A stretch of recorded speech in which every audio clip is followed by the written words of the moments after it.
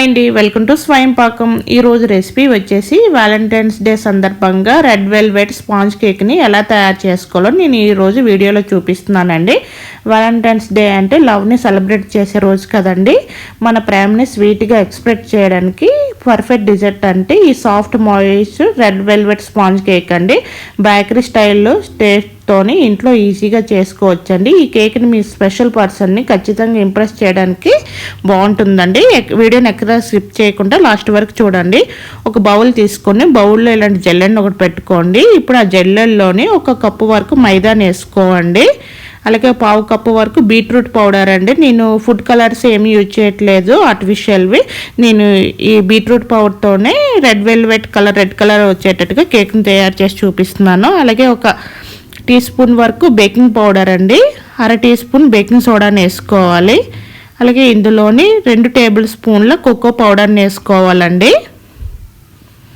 ఇలా వేసుకొని వీటన్నిటిని ఒకసారి జల్లెడ పట్టుకోవాలండి. ఎక్కడ ఉండకూడదు, ఇదంతా ఫైన్ పౌడర్గా ఉండాలి. ఇలా జల్లెడ పట్టుకొని ఈ డ్రై ఇంగ్రీడియంట్స్ అన్ని పక్కన ఉంచుకోండి. ఇప్పుడు ఇందులోని 2 చిటికెలు అండి ఉప్పుని వేసుకోండి. సాల్ట్ని స్వీట్ చేసుకునేటప్పుడు సాల్ట్ వేసుకుంటే అంత ఓవర్ స్వీట్ అనిపించదు అనమాట. ఇలా ఈ డ్రై ఇంగ్రీడియంట్స్ పక్కన ఉంచుకోండి. ఇప్పుడు వేరే బౌల్ తీసుకొని నేను ఈ కేక్లో ఎగ్స్ యూజ్ చేస్తున్నానండి. ఎగ్ లేకుండా ఎలా చేయాలో అది కూడా చెప్తాను. ఒక బౌల్లోని 2 గుడ్లు, 1 గుడ్ని ఇలా బ్రేక్ చేసుకొని నేను బీటర్తోని బాగా బీట్ చేసుకుంటున్నానండి. విస్కర్తోనైనా విస్క్ చేసుకోవచ్చు. ఇది ఫ్లఫీగా రావడానికి నేను ఇక్కడ బీటర్ యూజ్ చేస్తున్నాను. 1 గుడ్డు తర్వాత ఇంకో గుడ్డునైతే ఇలా క్రాక్ వేసుకొని బాగా బీట్ చేసుకోవాలండి. అలాగే మనం ఎగ్ లేకుండా ఎలా చేసుకోవాలంటే 1/2 కప్పు పెరుగు, 1/2 కప్పు ఆయిల్, షుగర్ వేసుకొని అవన్నీ బాగా కలిసేటట్టు విస్కర్తోనైనా బీటర్తోనైనా కలుపుకొని చేసుకోవాలండి. ఇలా 2 గుడ్లు బాగా ఇలా ఫ్లఫీగా వచ్చినంత వరకు బీట్ చేసుకోవాలండి. ఇందులో నేను 1 కప్పు వరకు షుగర్ని పౌడర్ చేసుకొని వేసుకుంటున్నాను. షుగర్లోని 2 టైమ్స్ వేసుకుంటున్నానండి. 2 బ్యాచ్లుగా వేసుకుంటున్నాను. ఫస్ట్ సగం వేసుకొని ఒకసారి బాగా బీటర్తోని బాగా మిక్స్ చేసుకొని ఆ షుగర్ అంతా బాగా మెల్ట్ అయిపోవాలండి. షుగర్ పౌడర్ అనేది అదంతా బాగా మెల్ట్ అయిపోయాక మళ్ళీ సగం ఉన్న షుగర్ని కూడా వేసుకుంటున్నాను. వేసుకొని బాగా బీట్ చేసుకోవాలండి షుగర్ అంతా బాగా మెల్ట్ అయిపోయేదాకా. ఇలా బీటర్తో మిక్స్ చేసుకుంటే షుగర్ పౌడర్ చేయ అవసరం లేదండి. షుగర్ కానీ వేసుకుంటే కరిగిపోతుంది మనకి.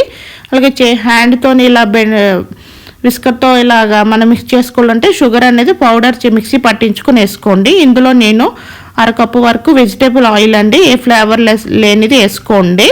సన్ఫ్లవర్ ఆయిల్ వేసుకోవచ్చు. నేను 1/2 కప్పు వరకు వేసుకున్నాను. అలాగే ఇక్కడ నేను వెనిలా ఎసెన్స్ అండి 1/2 టీ స్పూన్ వరకు వేసుకుంటున్నాను. ఇవన్నీ వేసుకొని మళ్ళీ బీటర్తోని 2 నిమిషాలు బీట్ చేసుకుంటున్నానండి.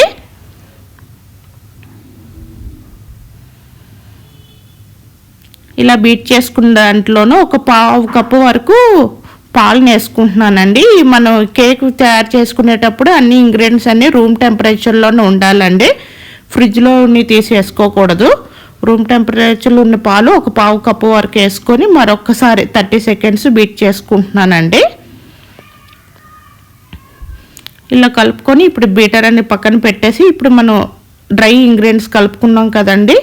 ఇందులో కొద్దిగా వేసుకొని ఇలా స్పాచులతోని కట్ అండ్ ఫోల్డ్ మెథడ్లోని మిక్స్ చేసుకోండి. కేక్ ఇలా డ్రై ఇంగ్రీడియంట్స్ వేసుకున్నాక ఓవర్గా మిక్స్ చేసుకోకండి. ఎందుకంటే మనం ఎయిర్ గ్యాప్స్ అన్నీ పోతాయి. మన కేక్ అనేది ఫ్లఫీగా స్పాంజీగా రాదండి, పొంగదు కేక్. మెయిన్ ఓవర్గా మిక్స్ చేస్తే ఇలా డ్రై ఇంగ్రీడియంట్స్ కొద్దిగా వేసుకొని ఎక్కడ ఉండలు లేకుండా కట్ అండ్ ఫోల్డ్ మెథడ్లోని బాగా కలుపుకోండి. చూడండి, మన బీట్రూట్ పౌడర్ వేసినా సరే మంచి రెడ్ కలర్ వచ్చింది మనకి. ఫుడ్ కలర్ ఏమీ యూజ్ చేయలేదండి. ఇందులోని బీట్రూట్ పౌడర్తోని ఈ కలర్ వచ్చింది. ఇలా బాగా మిక్స్ చేసుకోవాలండి. ఇప్పుడు కేక్ మనం ఎందులో చేసుకోవాలనుకుంటున్నామో అందులో నేను ఇలాంటి బటర్ పేపర్ని ఒకటి పెట్టుకొని కొంచెం ఆయిల్తోని కేక్ మౌల్డ్ అంతా గ్రీస్ చేసుకుంటున్నానండి. ఆయిల్తో గ్రీస్ చేసుకోవడం వల్ల కేకు డీమౌల్డ్ చేసుకునేప్పుడు ఈజీగా వస్తుందండి, అంటుకోకుండా ఎక్కడ కూడా. ఇలా మనం తయారు చేసుకున్న కేక్ బ్యాటర్ని వేసుకోవాలి ఇప్పుడు ఈ మౌల్డ్లోని. ఇలా మౌల్డ్లోనే వేసుకొని మౌల్డ్ ఒకసారి కిందకి ఇలా తట్టాలండి. ఎక్కడైనా గ్యాప్స్ ఉన్నా ఫిల్ అయిపోతాయి ఇలా తట్టడం వల్ల, ఎయిర్ బబుల్స్ ఉన్నా రావు. ఇలా తట్టి పక్కన ఉంచుకోవాలి. ఇప్పుడు స్టవ్ మీద ఒక కడాయి పెట్టుకొని ఇలా స్టాండ్ అవుట్ చూపిస్తున్నాను కదండి, మూత పెట్టుకొని హై ఫ్లేమ్లో ఒక 5 నిమిషాలు బాగా వేడి చేసుకోవాలండి.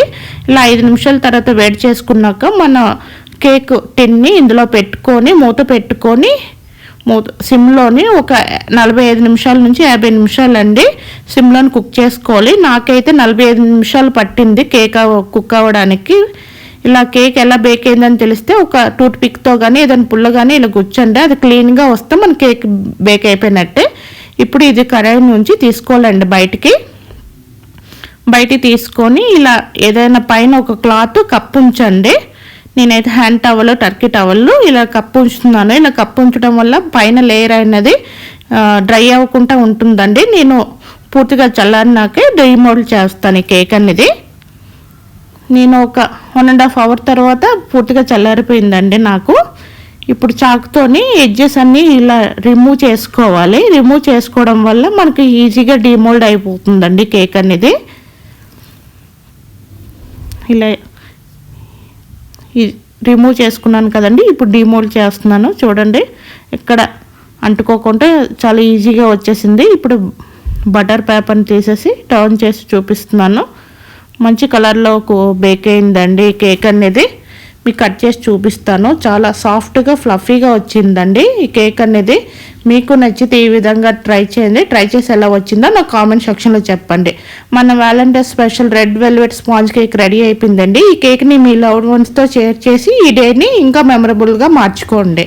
వీడియో నచ్చితే లైక్ చేయండి, షేర్ చేయండి, నా ఛానల్ సబ్స్క్రైబ్ చేసుకోవడం మర్చిపోకండి. Thank you for watching.